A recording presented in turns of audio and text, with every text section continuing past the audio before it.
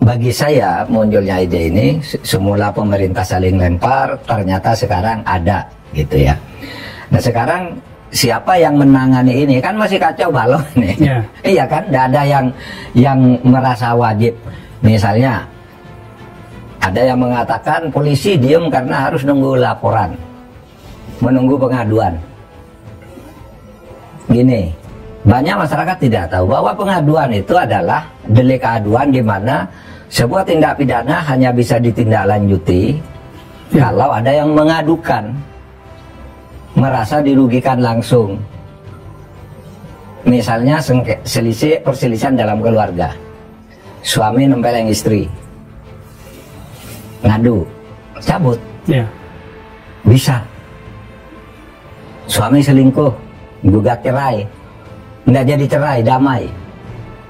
Misalnya ya, itu perdata, tapi gitu. Tapi misalnya melaporkannya sebagai pengaduan karena merasa ditipu, misalnya kan bisa, itu cabut bisa. Tetapi kalau tindak pidana yang seperti ini, delik aduan itu biasanya tindak pidana yang kecil ya? Menyangkut keluarga.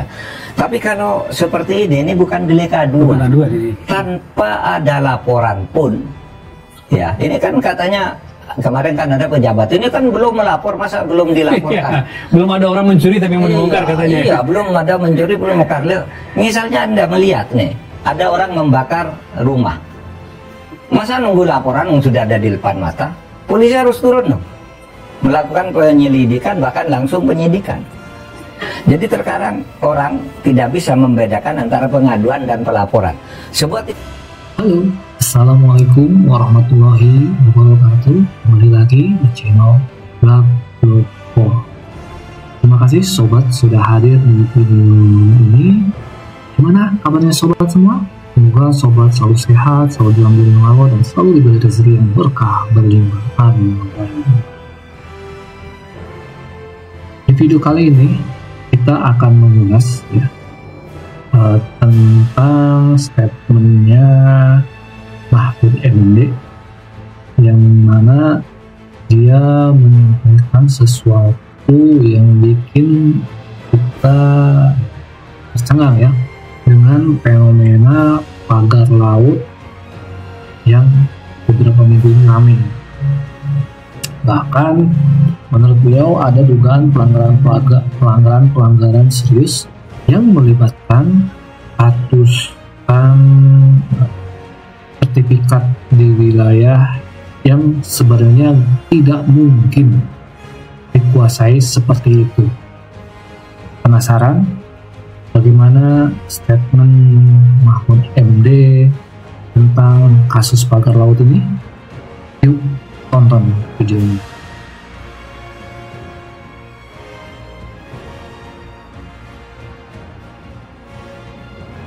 Minta maaf bahwa ternyata ada hak guna bangunan, sertifikat HGB dan sertifikat hak milik di dalam kawasan pagar laut itu. Jadi ada HGB di atas laut. Apa komentar Pak Mahfud? Ya, itu semakin menggelisahkan kita ya sebagai rakyat, karena ini menunjukkan kekacauan dan tidak cermatnya pemerintah menangani atau menjaga batas-batas wilayah kita dan sumber daya alam kita serta hak-hak masyarakat.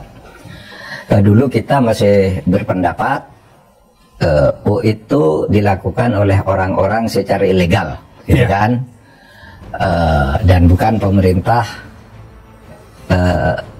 yang mengeluarkan semacam sertifikat atau apa namanya ya, atau izin begitu ya, izin gitu.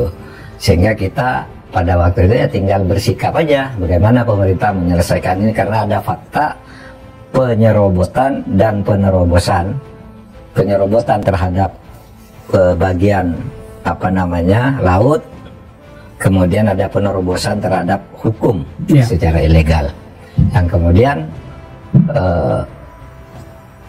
saya juga ikut mendengar tuh apa yang disampaikan oleh Pak Nusron itu, bahwa sertifikat itu ternyata ada, ya kan? Jumlah sertifikatnya dalam bentuk HGB itu hak guna bangunan, sebenarnya harusnya di tanah itu, bukan di air. Sebanyak 263 bidang. Yang ini kemudian dirinci lebih lanjut, 234 bidang atas nama PT Intan Agung Makmur. Ya. Yang 20 bidang atas nama PT Cahaya Inti Sentosa. Cahaya Inti Sentosa. PT Cahaya Inti Sentosa. Ya. Kemudian ada 9 bidang atas nama perseorangan. Masih ada lagi 17 bidang dengan status surat hak milik SHM. Ya, sertifikat hak milik SHM. Nah, ini menjadi makin rumit masalahnya kan. Kemarin tidak ada yang mengaku. Nah, sekarang udah mulai ada yang ngaku. Oh, ternyata ada sertifikatnya. Dan ini baru pengakuan menteri loh Pak, belum pengakuan perusahaannya ya? Perusahaannya belum. Kita masih nunggu nih. Belum muncul. Ya. Itu bayangkan Anda, ada HGB itu dikeluarkan yang ternyata itu laut, bukan tanah, ya kan? Kan tidak boleh ada HGB untuk air. Air itu nggak boleh dibagi-bagi dalam bentuk HGB. Jadi namanya HGA Pak, hak guna air. Iya, seharusnya HGA hak guna air.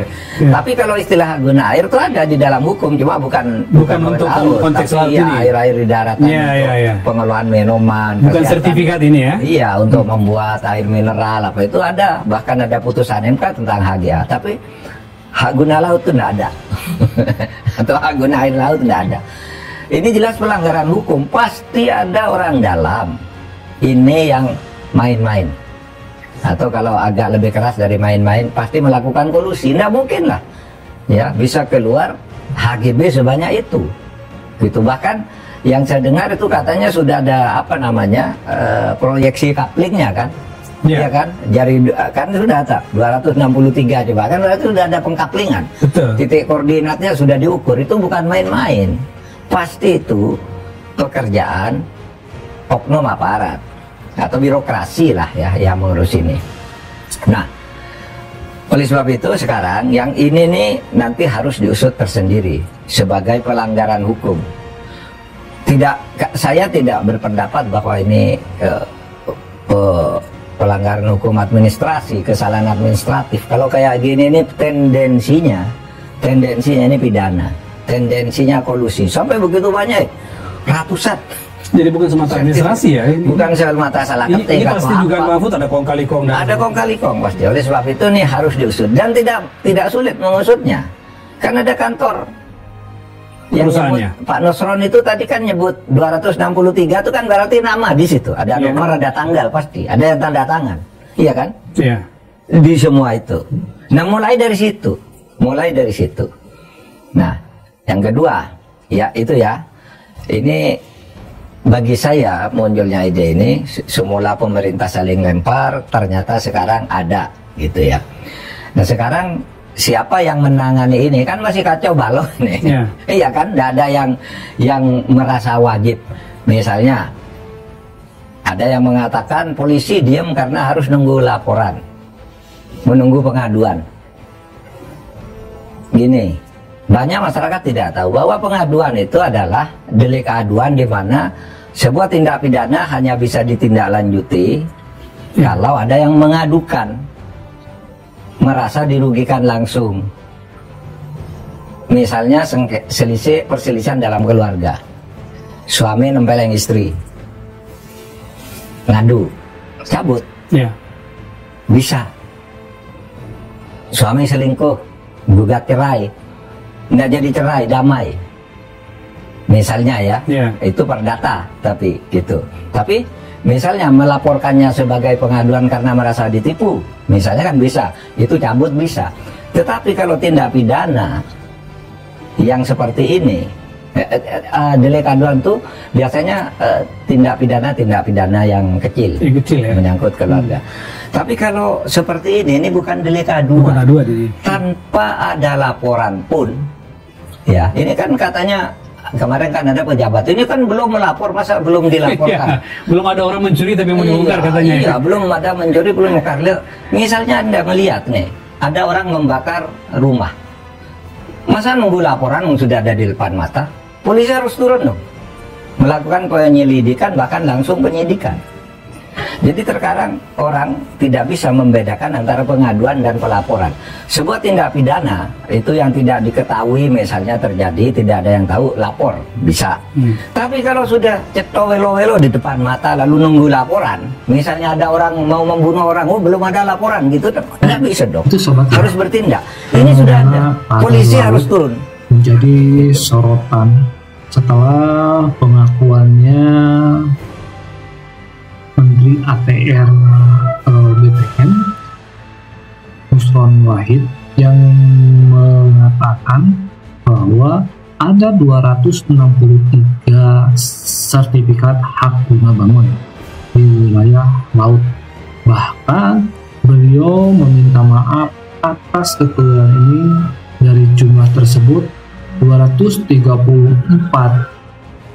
sertifikat dipegang oleh PT Intan Agung Makmur, 20 oleh PT Cahaya Inti Sentosa, dan sisanya dikuasain oleh perorangan. Ada pula 17 sertifikat sudah hak milik ya, SHM, yang seharusnya tidak mungkin diterbitkan di wilayah perairan. Pak Mahfud MD menilai kasus ini menunjukkan kekacauan dalam pengelolaan wilayah negara, serta adanya potensi pelanggaran hukum serius, bukan sekedar kesalahan administrasi. Dugaan kuat muncul adalah kolusi di balik penerbitan sertifikat ini. Semakin diperkuat oleh fakta bahwa koordinat dan coupling sudah diatur rapih ya. Hal ini jelas tidak mungkin dilakukan tanpa ada keterlibatan oknum aparat dan birokrat. Masalah besar yang terungkap sertifikat di laut, di mana sertifikat HGB seharusnya hanya berlaku untuk tanah, bukan laut. Bahkan istilah hak guna laut tidak ada dalam hukum katanya. Bahkan dugaan kolusi, ratusan sertifikat menunjukkan adanya indikasi kong kali kong yang terencana. Kalau misalnya tidak terencana nggak mungkin sampai ratusan sertifikat keluar ya. Nah ini ada tindak pidana. Kasus ini tak bisa dianggap sebagai delik aduan biasa, tetapi harus diusut tuntas langsung oleh pihak berwenang tanpa perlu laporan formal. Nah, Pak Mahfud ini mengkritisi lambatnya respon aparat hukum. Beliau menegaskan bahwa polisi memiliki kewajiban untuk menyelidiki kasus ini, terutama karena bukti-bukti pelanggaran sudah jelas ada di depan mata dan terlihat secara gamblang ya. Nah, fenomena ini membuka mata kita tentang kemungkinan adanya praktek ilegal yang melibatkan pejabat dan pengusaha. Kasus ini harus segera diusut tuntas demi menjaga kedaulatan negara dan kepercayaan publik terhadap pemerintah. Gimana menurut sobat semua tentang tanggapan dan statementnya Mahfud MD ini? Apa langkah tegas yang seharusnya diambil agar kasus seperti ini tidak terulang kembali? Yuk tanggapi di kolom komentar. Jangan lupa untuk like dan share video ini. Terima kasih sobat sudah nonton video sampai akhir. Assalamualaikum warahmatullahi wabarakatuh.